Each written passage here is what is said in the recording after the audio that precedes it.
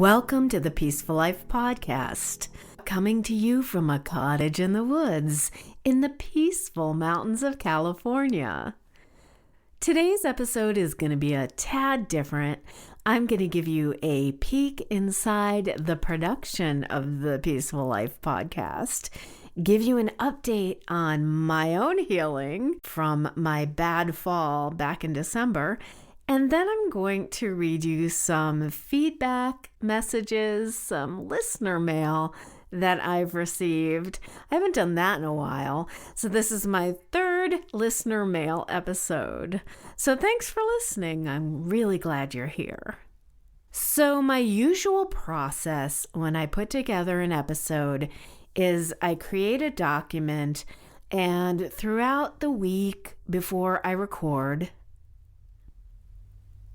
can you hear that in the background? I'm trying a new mic setup, but I'm afraid you can hear the traffic outside. I don't know. Anyway, so I put together a document and I just do some research here and there when I can, and I add to the document. And then on the Saturday before the podcast goes live, I take that document, put it into some semblance of order, and then I go into my guest room, which is where my podcast studio is now.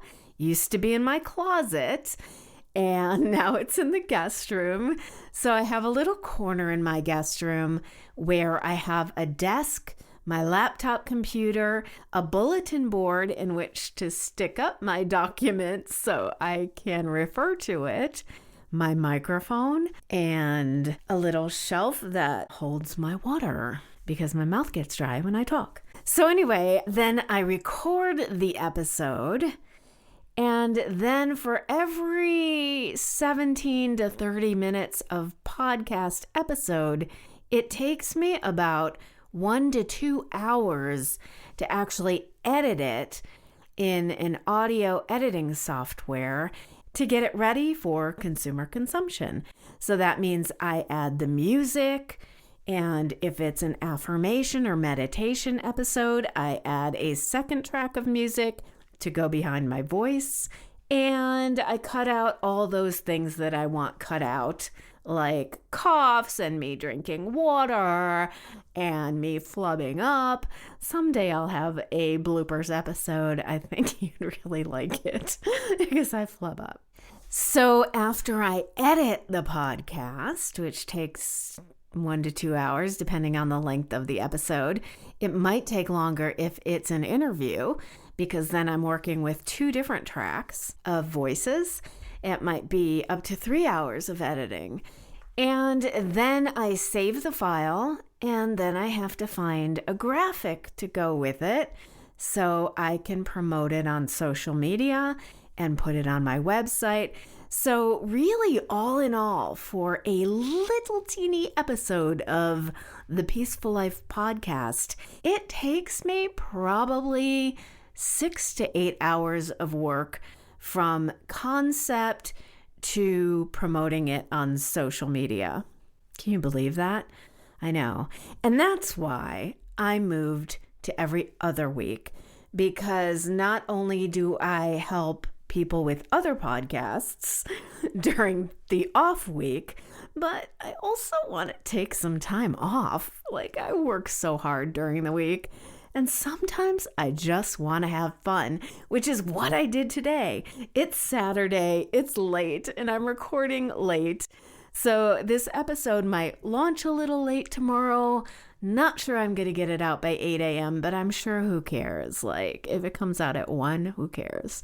So today I took the day off. I actually went with a girlfriend, and it was such a beautiful day that tons of people were having yard sales.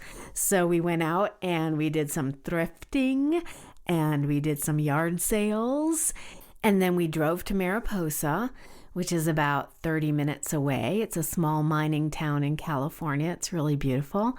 And they were having a gem and mineral show. And that's where you can get beads and gems. and meteor pieces, and there was just so much cool stuff there. I just wanted to buy it all. Some had quality gemstones, some had uncut rocks. It ran the gamut of all different stones, rocks, fossils. And the funny thing was that I knew my phone would not work there. So I knew I was going to be spending at least half a day without my phone. But I also forgot my phone.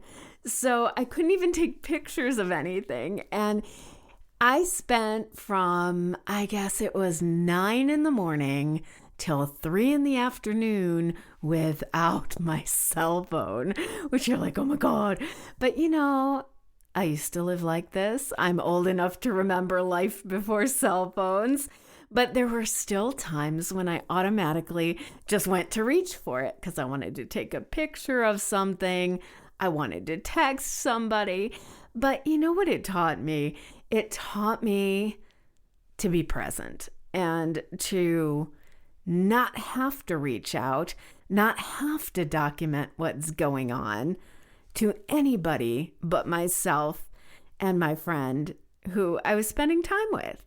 She's older than I am, and she's not as tied to her cell phone as many other people are. So we basically went cell-less all morning and afternoon, and it kind of felt great. And at one point we went into a restaurant and they were just like overloaded with people. And they said it was going to be about a 35-minute wait for food. And of course, my first instinct was to, I'll just, catch up on Facebook or I'll see what's going on. But I didn't have my cell. So I said, you know what? We can just sit here and talk. And it really was kind of freeing. And I had already warned my daughter that my cell phone would probably not work where I was. So she knew that I wasn't reachable.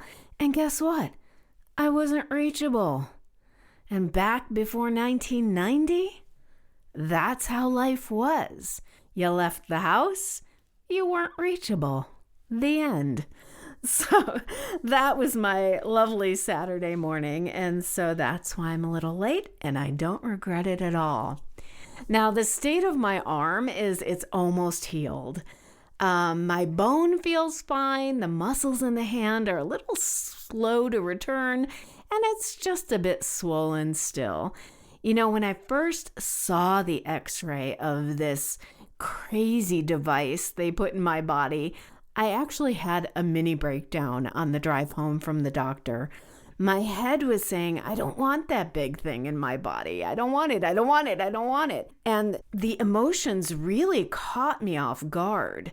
And then 6 weeks after the surgery, I still couldn't make a fist, and I still can't really well.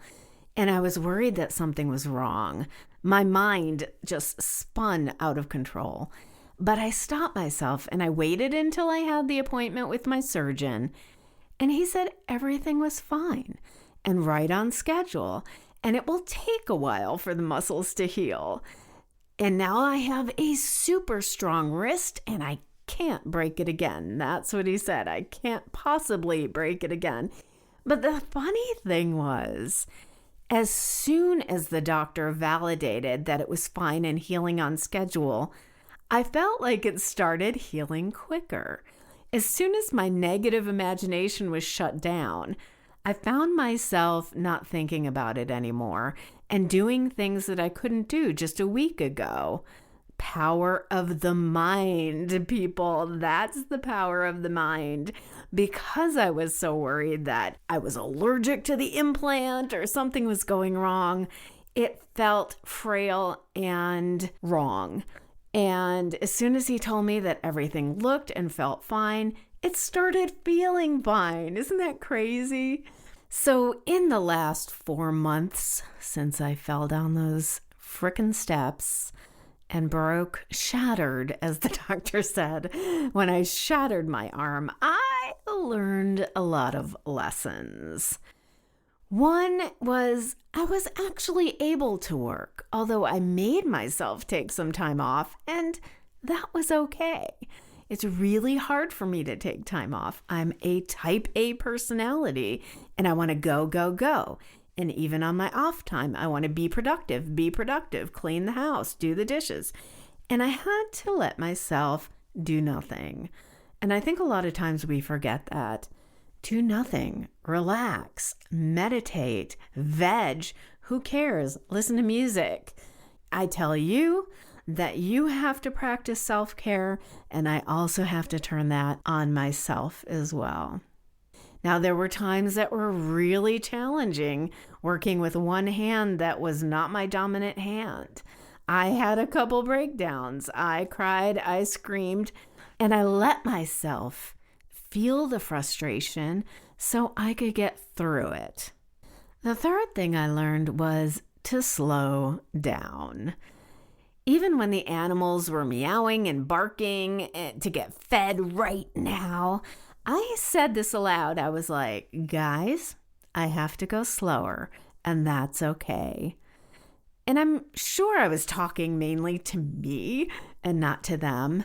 And the same with getting dressed, making my bed, preparing dinner, preparing to go out. I told myself, I'm going slower, and that's okay. You have to give yourself permission to heal. I also learned a lesson to catch myself when I was worrying and put the negative thoughts aside because they're unproductive. Don't blame yourself or beat yourself up over something you coulda or shoulda done. Unproductive. Remember from my Think Differently episode, no dwelling on the past and no worrying about the future. It was a really good lesson in staying present. Now, I'm a good troubleshooter. I learned how to open jars by putting them between the soles of my shoes and twisting with my good arm. I figured out a lot of tricks, and I'm proud of myself for doing so, and I got through it. So that's the state of my arm. It's almost healed. And I even listened to my own healing affirmation episode every night, and it felt so great, and it helped me get to sleep. It helped me relax. So if you have any ailments or chronic pain, I urge you to download that episode, keep it on your device, and use it. Believe me, I know I talk the talk, but I also walk my own walk. I use all my own affirmation episodes, and they work. And now, since I haven't done this in a while, I'm going to read some letters I received from you guys out there. First of all, thank you so much for listening. You know I love you, and I love the fact that you want to change your lives and you want to be more peaceful and loving and happy, and that makes me happy. You know, some people in the podcaster groups complain that they're not getting enough listeners, and I've never once complained about that. But somebody said, hey, you're getting 1,000 listens a month. Imagine if you walked into a room on stage and 1,000 people were sitting there in the audience. That's a lot of people listening. So don't compare yourselves to other people. If you're a podcaster out there and you're feeling dejected because you're only getting 20, 50, 100, 200, or 1,000 listens per episode or per month, just imagine those people in a room. They're important, and you're important to me. Okay, so here's my first feedback, and it's a doozy. If you believe that each one of us is a spectacular human being, does that include Donald Trump? Well, my first thought is if you look at the root of the word spectacular, it would be spectacle, and Donald Trump is certainly a spectacle. But without getting political, and if you've been listening to my show, you know where I lie in the political spectrum. But on a personal level, people are formed, people's characters, people's behavior, people's mental health are formed by both nature and nurture. they've found that it's a combination of how your brain works and how your heart and your soul works, what you're taught. And in that respect, regarding Donald Trump, I think he got the worst of everything. So if you think about it, I believe inherently, psychologically, there's something wrong. I believe character-wise, in how he was brought up, how he was treated, how he was raised, there was something wrong. And I think it's like a perfect storm. And it's come together to create this person who happened to be elected president of the United States. In some respects, I do feel sorry for him. I feel empathy. I certainly would not want to wake up in the morning and be Donald Trump. I think that internally he's really suffering, as any person with those flaws would be.